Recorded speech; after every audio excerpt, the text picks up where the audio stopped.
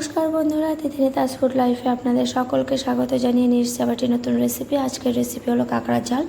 এর জন্য আমি নিয়ে নিলাম এখানে 400 গ্রামের মতো কাঁকড়াগুলোকে ভালো করে কেটে নিয়ে ধুয়ে পরিষ্কার করে নিয়েছি আর এরকম করে ছোটো ছোটো করে টুকরো করে নিয়েছি। তো এখানে 400 গ্রাম কাঁকড়া টুকরো করে কেটে নেওয়ার পরে এতটা বেরিয়েছে। তো এগুলো কাঁকড়াগুলোকে ভালো করে ছোটো ছোটো পিস করে এর মধ্যে আমি কী কী উপকরণ লাগবে সবগুলো আমি এখানে নিয়ে নিয়েছি। তো এই যে কাঁকড়ার যে ডিমটা রয়েছে সেটাও আমি দিয়ে দেবো ঝালের মধ্যে। আর এখানে দেখুন নিয়ে নিয়েছি আমি দুটো বড় সাইজের পেঁয়াজটাকে ভালো করে কুচিয়ে নিয়েছি। রয়েছে দুটো রসুন, আর রসুনটাকে ভালো করে ছাড়িয়ে নিলাম, 4-5টা কাঁচা লঙ্কা, দুটো টমেটো। তো প্রথমে আমি এখানে রসুনগুলোকে থেতো করে নেব, কিছুটা অর্ধেকটা রসুন থেতো করে নেব। এদিকে কড়াই বসিয়ে দিয়েছি, কড়াইতে তেল দিয়ে দিলাম। তেলটা গরম হয়ে যাওয়ার পরে এর মধ্যে আমি কাঁকড়াগুলোকে ভেজে নেব। তো কাঁকড়াগুলো আমি নুন হলুদ দিয়ে মেখে রেখেছিলাম, সেই কাঁকড়াগুলোকে তেলে দিয়ে হালকা করে একটু ভেজে নিচ্ছি। তো ভাজাটা কমপ্লিট হয়ে গেল, এবার আমি ভাজাটাকে নামিয়ে নিচ্ছি। তো কাঁকড়াটা বেশি একটা ভাজা যায় না, কড়া করে ভাজবেন না, হালকা করে ভাজলে সেটা খেতে ভীষণই টেস্ট হয়। তো কাঁকড়াগুলোকে নামিয়ে নিলাম। এর মধ্যে আমি তেলের মধ্যে দিয়ে দেবো থেতো করে রাখা রসুন আর কুচনো কাঁচা লঙ্কা। প্রথমে এগুলো দিয়ে একটু নেড়ে চেড়ে নেব। গোটা যে রসুনগুলো রেখেছি সেই গোটা রসুনটাও দিয়ে দিচ্ছি, কাঁচা লঙ্কাটা আর গোটা রসুনটা থেতো করা রসুনগুলোকেও দিয়ে ভালো করে একটু নেড়ে নিলাম। তার মধ্যে আমি টমেটো কুচি আর পেঁয়াজ কুচিটাও দিয়ে ভালো করে কষিয়ে নিচ্ছি।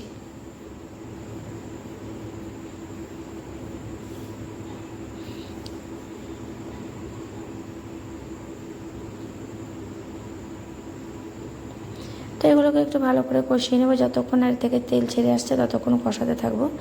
তো দেখুন একদম তেল ছেড়ে এসছে পেঁয়াজ থেকে। তো এর মধ্যে আমি একে একে বাদবাকি মশলাগুলো দিয়ে দেবো। প্রথমে আমি স্বাদ মতো নুন দিয়ে দিলাম, পরিমাণ মতো হলুদ গুঁড়োও দিয়ে দিলাম। এবার আমি 1 চামচ মতো জিরে গুঁড়ো আর এখানে আমি লঙ্কার গুঁড়ো দেবো 1 চামচ। আপনারা যে যেমন ঝাল খাবেন সেরকমভাবে আপনারা আন্দাজ করে দেবেন। আমি এখানে 1 চামচ পরিমাণে লঙ্কার গুঁড়ো দিয়ে এবারে যেহেতু গুঁড়ো মশলা দিয়েছি সেখানে সামান্য জল দিয়ে সবগুলো মশলা একসাথে কষিয়ে নেব।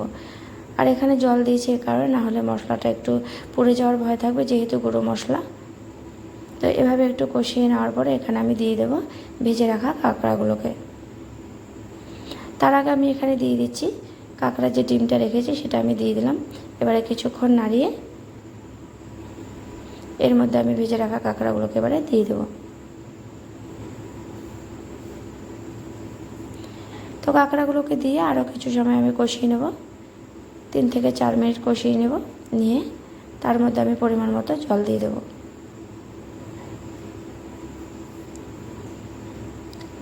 তো কষানো হয়ে গেছে। তো জলটা আমি আন্দাজ মতো দেবো, যেহেতু কাঁকড়ার ঝাল হবে সেই জন্য একদম মাখো মাখো করে রান্না করতে হবে। তো সেই জন্য এখানে আমি 1 গ্লাস পরিমাণে জল দিয়ে দিলাম। দিয়ে কিছুক্ষণ এভাবে নাড়াচাড়া করে নেওয়ার পরে 10 মিনিট মতো ঢেকে রান্না করব। তো ভালো করে একটু নাড়াচাড়া করে নিলাম, নিয়ে এবার আমি 10 মিনিট মতো ঢেকে দিচ্ছি। 10 মিনিট বাদে ঢাকাটা তুলে নিলাম, একদম রেডি হয়ে গেল কাঁকড়ার ঝাল। এবার আমি এটাকে নামিয়ে নেব। তো রেসিপিটি কেমন লাগলো অবশ্যই কমেন্ট করে জানাবেন। আর যদি ভালো লাগে একটা লাইক করবেন, প্রচুর বন্ধুদের সাথে শেয়ার করবেন। যারা আমার চ্যানেলটি এখনও সাবস্ক্রাইব করেনি তাদের বলবো আমার চ্যানেলকে সাবস্ক্রাইব করে আমার পাশে থাকবেন। আর আমার চ্যানেলে নিত্য নতুন রেসিপি পেতে অবশ্যই আমার চ্যানেলকে পাশে থাকা বেল আইকনটি প্রেস করবেন, তাহলে আমার চ্যানেলে নিত্য নতুন রেসিপি পেয়ে যাবেন। তো থ্যাঙ্কস ফর ওয়াচিং, টাটা।